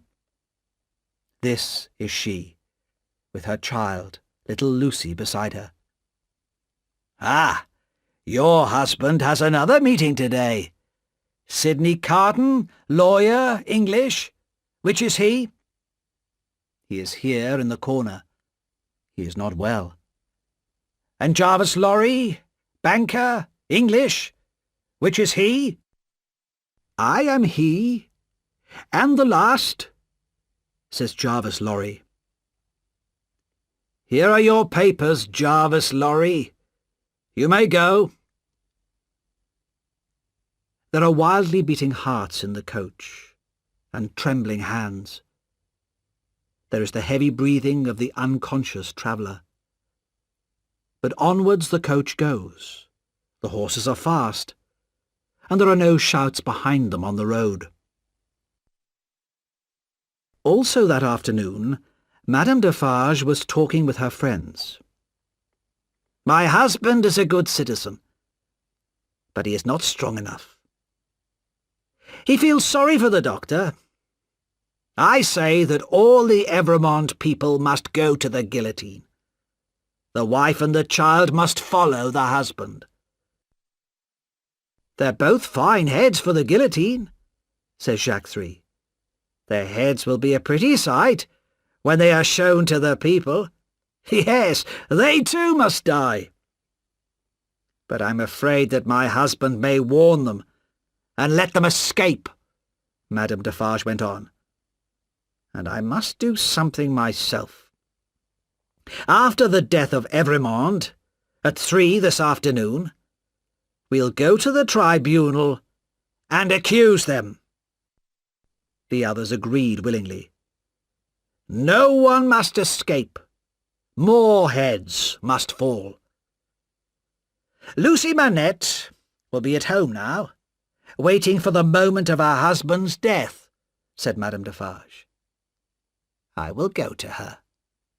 She will say things against the revolution and condemn herself. Here, take my knitting and keep my usual seat near the guillotine. Don't be late, said her friend. To see the death of Evrémonde, I shall not be late, replied the cruel voice of Madame Defarge. There were many women in Paris at that time who hated the nobles and wanted to see them die.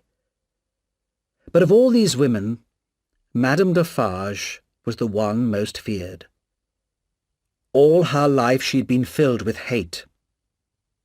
It was nothing to her that an innocent man was going to die because of his father's and his uncle's crimes. She wanted more.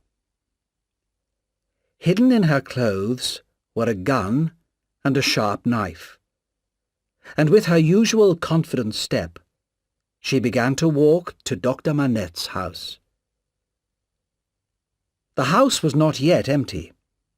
Miss Pross and Jerry Cruncher were there, preparing to follow Mr. Lorry's coach. Mr. Lorry had decided that 2 coaches were better than 1. With fewer passengers, each coach would travel faster. But Miss Pross was still worried. A second coach leaving from the house might suggest an escape.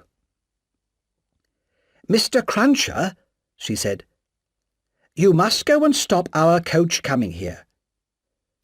Drive to the church instead, and I'll meet you there at 3 o'clock. Jerry hurried away. It was 2:20, and at once Miss Pross began to get herself ready to leave. She was washing her face when she suddenly looked up and saw a figure standing in the room. Madame Defarge looked at her coldly. The wife of Evrémonde. Where is she? Miss Pross quickly stood in front of the door to Lucy's room. You're a cruel, dangerous woman, but you won't frighten me, she said, breathing hard. Each woman spoke in her own language, and neither understood the other's words. But Madame Defarge knew that Miss Pross was a true friend of the doctor's family, and Miss Pross knew that Madame Defarge was the family's enemy. I wish to see the wife of Evrémonde.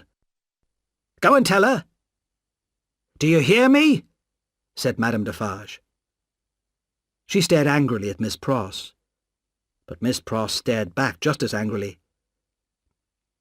I am desperate, said Miss Pross. I know that the longer I can keep you here, the greater hope there is for my darling girl. If you fight me, I'll fight back. Madame Defarge stepped forward and called loudly, Citizen Doctor! Wife of Evrémonde! Answer me! There was no answer, and Madame Defarge quickly opened 3 of the doors and saw that the rooms were empty. One door was still closed. If they are not in that room, they are gone. But they can be followed and brought back. She went towards the door, but Miss Pross jumped forward and held her round the waist. Madame Defarge was used to the fighting in the streets and was strong. But love is stronger than hate, and Miss Pross did not let go. Madame Defarge tried to pull out her knife. "No," said Miss Pross. "It's under my arm. You shall not have it." Madame Defarge put her hand to the front of her dress and began to pull out the gun. Miss Pross looked down, saw what it was, and hit out at it wildly. There was a loud bang and a cloud of smoke, and Miss Pross stood alone, trembling with terror. All this in a second. As the smoke cleared, Miss Pross saw the lifeless body of Madame Defarge on the ground. In horror, she opened her mouth to call for help, but then she thought of the dangers this would bring for her dear Lucy. With shaking hands, she got her hat and coat, locked the door of the room, and went downstairs. As she crossed the bridge on the way to the church, she dropped the key of the locked room in the river and hurried on to meet Jerry Cruncher. As the death carts carry the condemned prisoners through the streets of Paris, crowds watch to see the faces of those who are to die. In the chairs around the guillotine, the friends of Madame Defarge are waiting for her. "Teresa! Teresa Defarge! Who has seen her?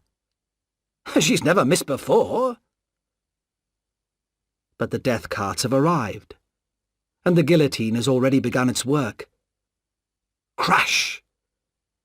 A head is held up, and the women who sit knitting count 1. The supposed Evrémonde helps the young girl down from the cart.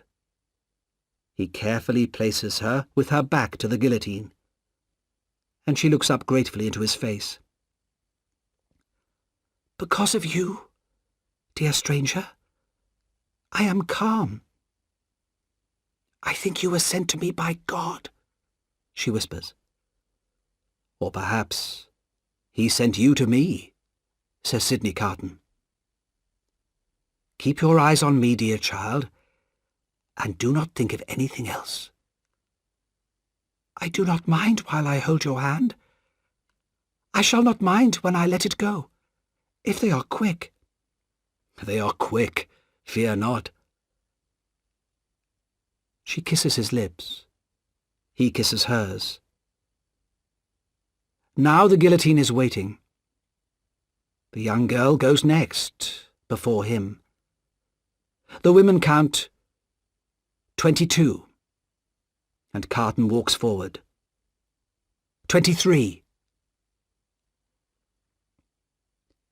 They said of him that it was the most peaceful face ever seen there. What passed through Sidney Carton's mind as he walked those last steps to his death? Perhaps he saw into the future. I see Barsad, Defarge, the judges, all dying under this terrible machine. I see a beautiful city being built in this terrible place. I see that new people will live here, in real freedom. I see the lives for whom I give my life, happy and peaceful in that England which I shall never see again. I see Lucy when she is old, crying for me on this day every year, and I know that she and her husband remember me until their deaths. I see their son, who has my name, now a man. I see him become a famous lawyer, and make my name famous by his work. I hear him tell his son my story. It is a far, far better thing that I do than I have ever done. It is a far, far better rest that I go to than I have ever known.